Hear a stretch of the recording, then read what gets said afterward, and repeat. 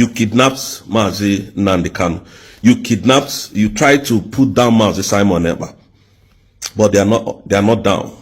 Very soon, you don't know what we know, do you? If you do know what we know, you will know that that's your time is ticking very fast.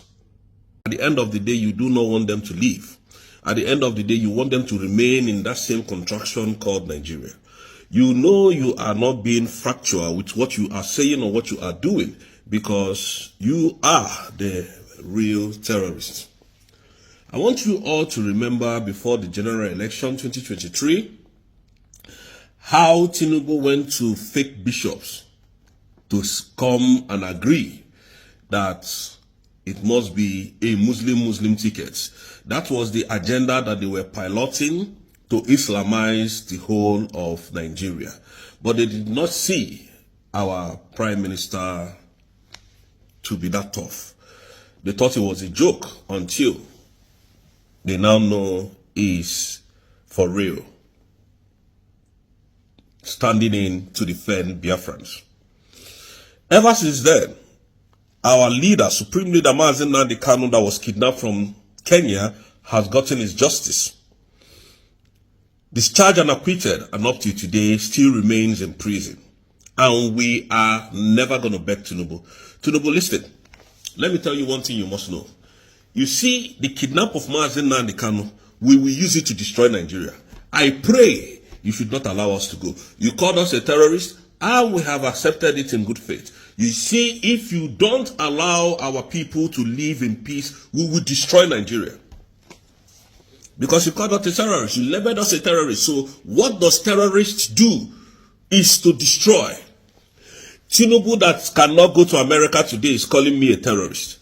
Tinubu that cannot travel to America today is calling Biafrans a terrorist. Tinubu that forfeited $450,000 in restitution of drug trafficking in Chicago cannot travel to US.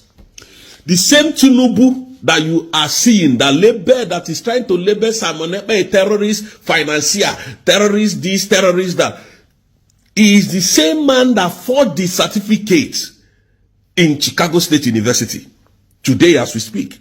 Tinubu is not a credible man. Tinubu is a terrorist and working with the terrorist state of Nigeria Vice President Shetima. All these people are terrorist financiers. And I'll give you reasons, since you want reasons. Some months ago, the Dubai listed some of terrorist financiers' name in Nigeria. And these people were taken into custody. Up to today, Nigerian terrorist government has not released those names to us. Up to today, being the 9th of March 2025, Nigerian government has not released those names to us. But you were quick to list Igbo people's name financing terrorism. How stupid this government can be. Shegumi is there negotiating with terrorists in the forest. Gumi is telling you that you should give these terrorists what they need, otherwise they will never cease fire. And none of their names have been listed out to be terrorists. Some months ago, United States of America brought out a list saying that the former administration was funding Boko Haram through Obama's administration, and names have not been listed. But you were quick to list Simon Ekpa's name. I told Nigerian government that the beginning of Simon Ekpa is the fear of Nigerians' wisdom. You see, the coming of Simon Ekpa is the fear of Nigerians' wisdom. And I keep saying this. You see, the kidnap of Nnamdi Kanu, you don't know what he would do to you. He would destroy Nigeria completely. Because you committed a crime. Look at someone who went as far as Kenya to do a kidnap. Up to today, still calling those same ethnic group terrorists. There is no sense in what Tinubu is doing.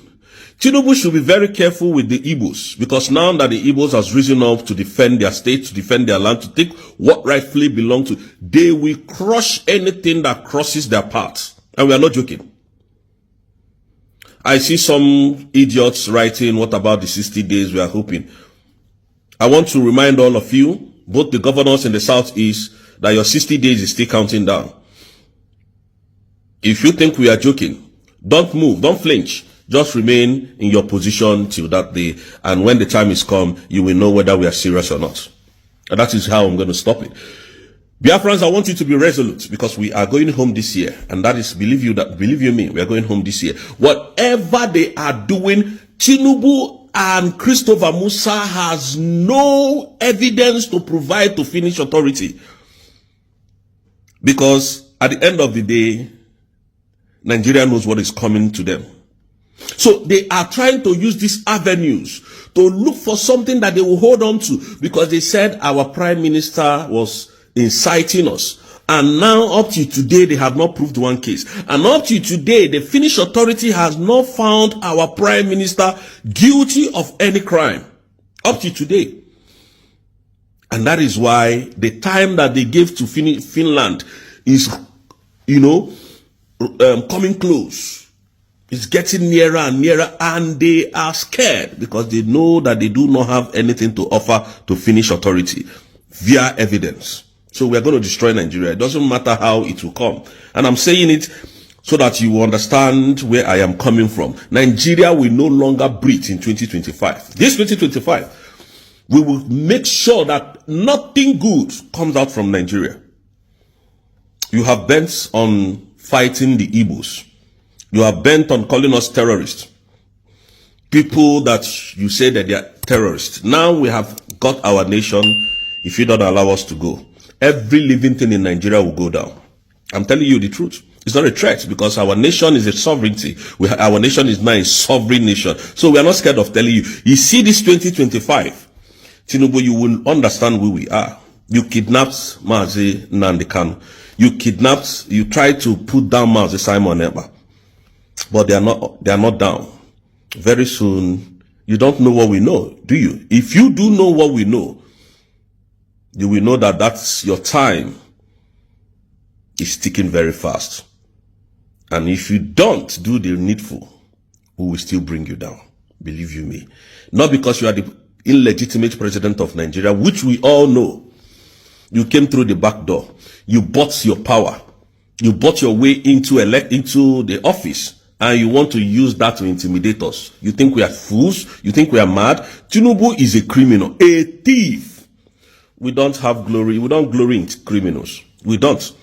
A thief cannot steal my car after painting it, washing it and putting it to his standard. He will come and I'll shake hands with him. No, you remain a thief up to tomorrow.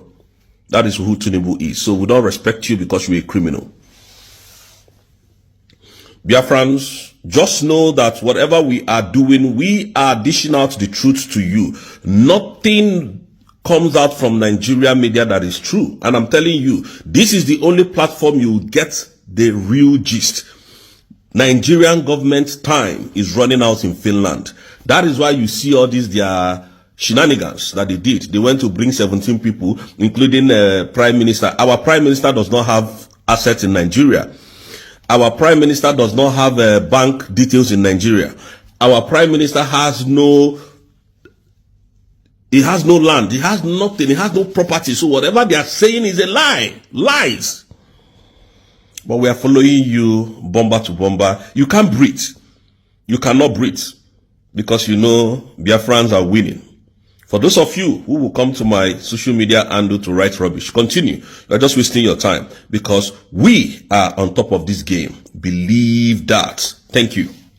Barrister Emmanuel and I have been working for a number of years here in Nigeria on human rights issues, and this is a sad day, Charles, for human rights in Nigeria. Sunday Jackson, and I'm not a lawyer, I'm a human rights advocate. Sunday Jackson, by anyone's estimation, is totally innocent. And the issue where this man was out farming, minding his own business, and then the attacker came and a struggle ensued. And of course, this man is going to defend himself. That's why we call it self-defense.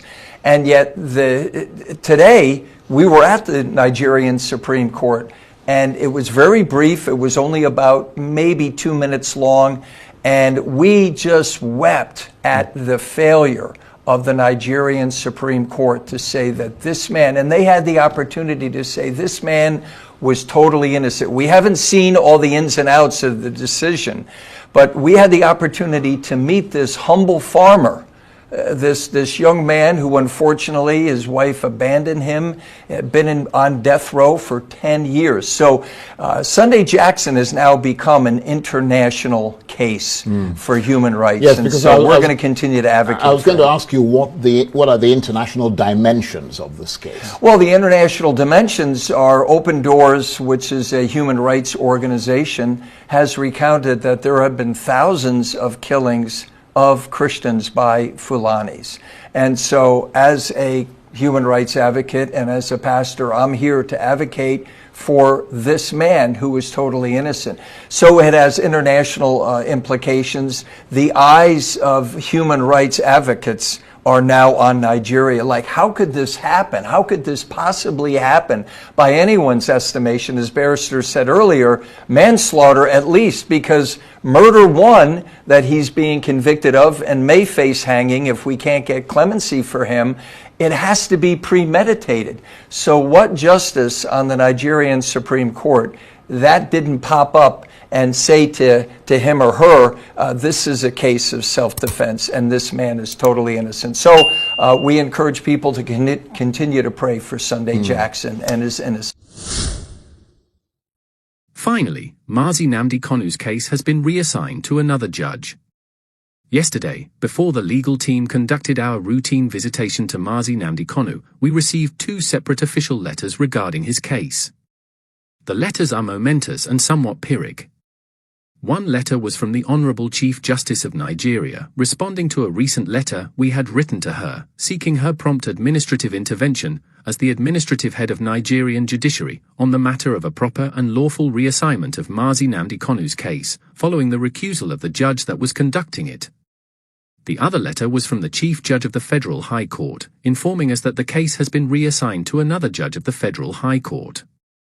Consequent upon these latest developments, Mazi Nnamdi Kanu instructed the legal team to publicly convey his sincere gratitudes to the Chief Justice of Nigeria for her sound administrative discretions and the dispatch with which she responded to our request. He also expressed his profound appreciations to members of the general public who publicly expressed their support to our righteous demands that Mazi Nnamdi Kanu's case be reassigned to another judge, as the law demands. To be sure, Mazi Nnamdi Kanu has always been ready to take his trial because he is firmly convinced of his innocence. But the perverse events of the past 6 months, from September 2024, when the recusal happened, posed portent dangers to his constitutional rights, particularly his right to fair and speedy hearing. It was in view of these untoward developments that we were propelled to resort to taking extraordinary measures to ensure that his case is properly reassigned and conducted in accordance with the law. So, now that the first steps have been taken by the authorities to do the lawful thing, Mazi Nnamdi Kanu and his legal team shall take stock and hanker down to the zealous preparation of his defense. Signed, Aloy Ejimeka, Esquire, for Mazi Nnamdi Kanu's legal team.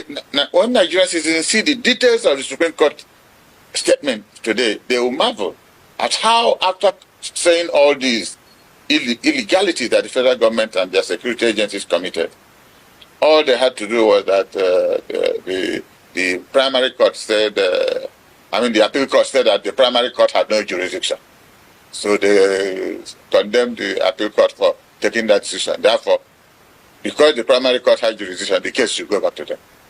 So if in all these atrocities they committed, they had killed Nnamdi Kanu, what will be the basis of the primary court and its jurisdiction? The new development about Mazi Nnamdi Kanu's case is that the court has bowed down to pressure and remove Binta Nyako permanently and replacing her with a new judge that is going to look into this case from the beginning and, handle it entirely. But before that, it all started when Nnamdi Kanu wrote a letter to the Chief Justice through his legal counsel, Nnamdi Kanu. And after that, day before yesterday, I reported that Nnamdi Kanu still filed 2 suits seeking to transfer the case from Abuja to the southeast, since they said that they don't see any judge that will handle it again, apart from Bentanyako. So if it is only Bentanyako that will handle it, no other judge to handle his case, they should transfer it to the southeast. And also, he is seeking 100 billion, damages against the federal government. And yeah, I think these are the major 2 suits instituted in federal high court. So I think it's a good development that Bentanyako has been removed permanently, because that is the reason why Nnamdi Kanu was raising the question that Bentanyako, I asked her to recuse herself, of which she did. What is the purpose? Why the chief judge of the federal high court still returned the file back to Bentanyako? And in the year 2019, if I'm not mistaken, Nnamdi Kanu made a broadcast. He also exposed the reason why they said Bentanyako should handle his case. Because Bentanyako, her husband and her child, they had case with the federal government, whether case of EFCC and so on and so forth. So the thing has been lingering. Now, look at your screen.